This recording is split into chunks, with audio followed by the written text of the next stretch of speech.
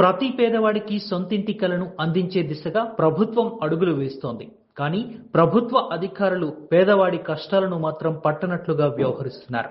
తూర్పు నియోజకవర్గం ఇసుకతోట స్థానిక మాయా హోటల్ వెనుక భాగంలో గతంలో 8 అడుగుల వెడల్పుతో రహదారి ఉండేది. అయితే ఓ వ్యక్తి ఇటీవల కేవలం అడుగున్నర మాత్రమే విడిచిపెట్టి రహదారికి అడ్డుగా గోడ కట్టారని స్థానికులు ఆవేదన వ్యక్తం చేస్తున్నారు.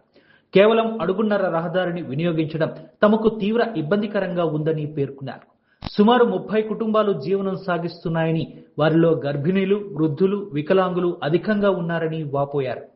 ప్రభుత్వ అధికారులకు చాలాసార్లు విన్నవించుకున్నామని, తమ గోడును పట్టించుకోవట్లేదంటూ ఆవేదన వ్యక్తం చేశారు. ఇది ఇలా ఉంటే జీవీఎంసీ పట్టణ ప్రణాళిక విభాగ అధికారి సమక్షంలోనే ఈ వ్యవహారమంతా జరుగుతోందంటూ స్థానికులు ఆరోపిస్తున్నారు. ఈ మేరకు స్థానిక 30 కుటుంబాలు కలిసి జాతీయ రహదారిపై ఆందోళనకు దిగాయి.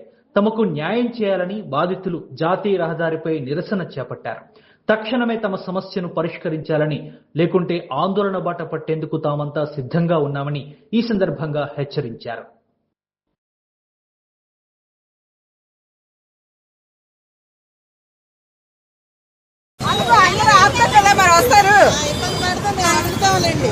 మాకు రహదారి ఏర్పాటు చేయమని మేయర్ గారికి, కమిషనర్ గారికి మాకు న్యాయం జరగాలి. ఇక్కడ 15 రోజుల బట్టి మేము కంప్లైంట్ మున్సిపాలిటీ వచ్చి దౌర్జన్యం గోడ కట్టించాలి. వచ్చి గోడ కట్టేసి వాళ్ళకి ఇచ్చేస్తారు. మాకు రోడ్డు బయట చనిపోతే బయటికి రావడానికి కూడా అవకాశం లేదు. కనీసం ఒంట్లో బాబు బయటకు తీసుకురావడం కూడా మేము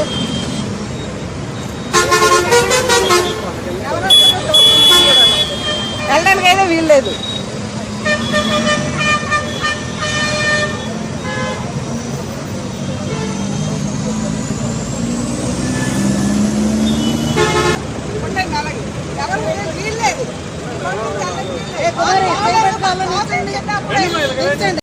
ఇక్కడ మేము వెళ్ళే స్టార్టింగ్ అయితే బాగానే ఉండేదండి. సో వాళ్ళకి వీళ్ళకి ఏమైందో మాకు తెలియదు. మాకు దారి లేకుండా చేశారు. పిల్లలు వెళ్ళడానికైనా, పెద్దలు వెళ్ళడానికైనా, ప్రెగ్నెంట్ లేడీ వెళ్ళడానికి కూడా మాకు చాలా ఇబ్బందిగా ఉంది. ఇన్కేస్ లోపల ఏదైనా అయినా కూడా వెళ్ళడానికి లేకుండా చేశారు. మాకు కొంచెం దారి ఇవ్వండి. వాళ్ళు కట్టుకోమనండి, అది మాకు అనవసరం. కానీ మాకు ఇంకా కొంచెం వదిలితే మాకు సపోర్ట్గా ఉంటారని మేము కోరుకుంటున్నాం. అంతే అండి. థ్యాంక్స్. మేము ఇక్కడ 25 సంవత్సరాల నుండి ఉంటున్నాము. మాకు రహదారి ప్రాబ్లం వల్ల మేము మున్సిపాలిటీకి 99లో వెళ్తే వాళ్ళే తోవ వేశారండి. ఇప్పుడు ఇక 1 వీక్ బ్యాక్ ఏమైందో తెలీదు. మాకు మున్సిపాలిటీ కోర్టు నోటీస్ వచ్చింది అనుకొని తోవ క్లోజ్ చేస్తారండి. ఈ రహదారిలో ఎలా నడుస్తాం ఒకసారి చూడండి. మెడికల్గా కూడా ఒక ఫైర్ యాక్సిడెంట్ అయినా ఏదైనా మాకు చాలా ప్రాబ్లం అవుతుందండి.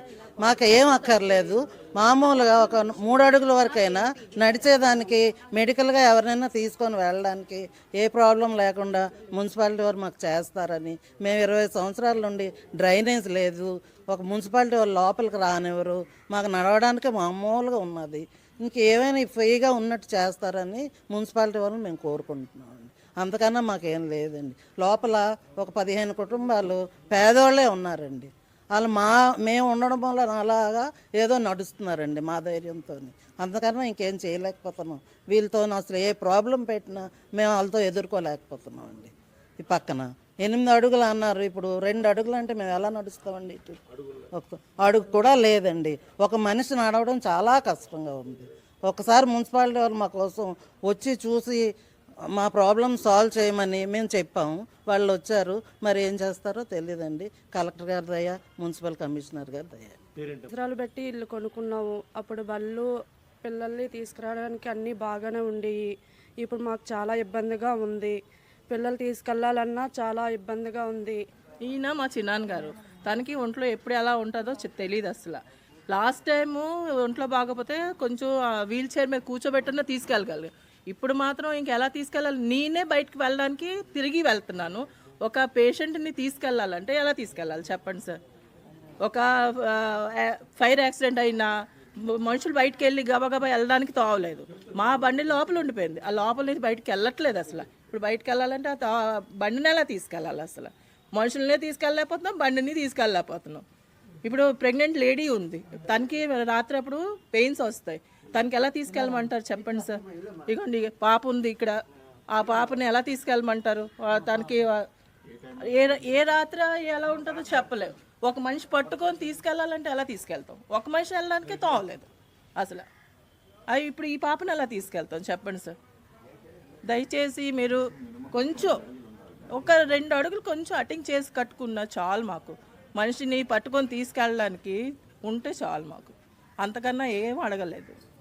ఇలా తోవలు కట్టేస్తే అసలు ఏం బాగాలేదు సార్. పడిపోయిందండి మా పాప. మరి మేము ఎలా ఉండాలన్నా మాకు భయం వేస్తుంది. మాకు దయచేసి కొంచెం తోవంట అనేది మాకు వదిలిస్తే గవర్నమెంట్కి, ఈ మున్సిపాలిటీకి రుణపడినట్టుగా ఉంటాం. నేను ప్రెగ్నెంట్ అండి, నాకు 9 months. ఇప్పుడు బయటికి వెళ్ళాలన్నా కూడా ఎలాంటి తోవలేదు. మొన్న గోడ కట్టగానే మాకు కొంచెం కంగారుగా అనిపించింది. బయటికి వెళ్ళడానికి కూడా అసలు ప్లేస్ లేదు. నన్ను పట్టుకొని ఎవరైనా తీసుకెళ్ళడానికి కూడా అవ్వట్లేదు.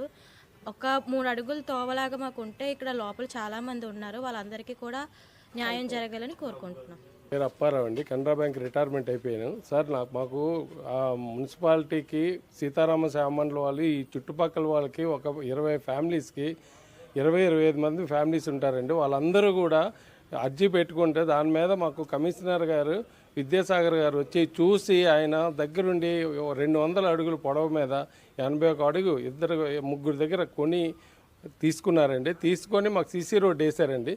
ఈరోజు వాళ్ళు మున్సిపాలిటీ వాళ్ళే వచ్చి మొత్తం అంతా క్లోజ్ చేస్తారండి.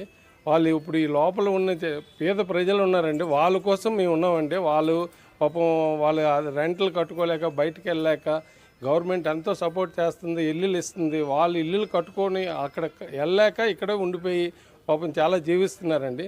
వాళ్ళ కోసం నేను చాలా చేశానండి. వాళ్ళు కనీసం ఈ రోజు వరకు మున్సిపాలిటీ వచ్చి అంత దౌర్జన్యంగా ప్రమీల మేడం వచ్చి చెప్పిన కాళ్ళు పట్టుకున్నా సరే వాళ్ళు వచ్చి ఒక అడుగున్నర రోడ్డు ఉంచి ఎవరైనా ఏమైనా ప్రాబ్లం వచ్చినా, ఫైర్ యాక్సిడెంట్ అయినా, హాస్పిటల్ విజయమైనా సరే ఏ విధంగా వీళ్ళు బయటికి తీసుకెళ్లాలో మాకు అదే అర్థం కావడం లేదండి. కనీసం మున్సిపాలిటీ వాళ్ళు దయచేసి కమిషనర్ గారికి కూడా కంప్లైంట్ ఇచ్చాం, మున్సిపల్ ఆఫీసు ముందుగా ఇచ్చినప్పుడు కూడా వీళ్ళు దౌర్జన్యంగా వచ్చి మున్సిపాలిటీ వాళ్ళు గోడ కట్టడం జరిగిందండి. ఇప్పుడు బయటికి ఎలాగెళ్ళాలో కాలు ఇరిపోయిన వాళ్ళు ఉన్నారు, ప్రెగ్నెన్సీ అమ్మాయిలు ఉన్నారు, వీళ్ళందరూ బయటికి ఎలాగెళ్ళాలని ఆందోళన ఉన్నారండి.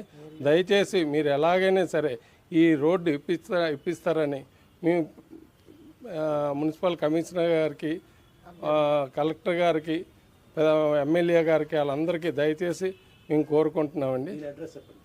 మా ఇసుకతోట అండి, Visakhapatnam Isukathota petrol bunk opposite అండి, మాయవట్లు పక్కన ఈ సందులో అండి ఇది జరిగింది. అందుకోసం కనీసం హైవేకి పక్క నుండి కూడా ఈ జనాలకి చాలా ఇబ్బంది పడుతున్నారు సార్. కొంచెం చూడండి, ఈ అధికారులు స్పందించి మాకేదో ఒక 4 అడుగులు మనిషి వెళ్ళి వచ్చి తోవ చేస్తారని మేము ఆస్తో ఎదురు చూస్తున్నాం సార్. దగ్గర 20-25 కుటుంబాలు ఉన్నాయండి. దగ్గర ఒక 40-50 సంవత్సరాల నుండి ఇక్కడ ఉన్నారండి. ఒక్కొక్కరికి పాపం ఇల్లు డెవలప్మెంట్ చేసుకోలేక పెంకిటిలతో అలాగే ఉండిపోయారండి. ఆ ఇల్లులు కారిపోతున్నాయి అయినా సరే అలా అక్కడే ఉన్నారండి. వాళ్ళకి డెవలప్మెంట్ చేసుకోలేక అలాగ ఉండిపోయారండి. వాళ్ళు చాలా పేద ప్రజలండి. తెల్లవారు కూలికి వెళ్తే మళ్ళీ సాయంత్రంకి వస్తారండి. అంత పరిస్థితి వాళ్ళు, ఎటు వెళ్ళలేని పరిస్థితి. అద్దెలు కట్టుకోలేక బయటని వాళ్ళు ఇక్కడే నివసిస్తున్నారు. పేద ప్రజలే 20 కుటుంబాలు ఉన్నాయండి, పేద ప్రజలు. అది సార్.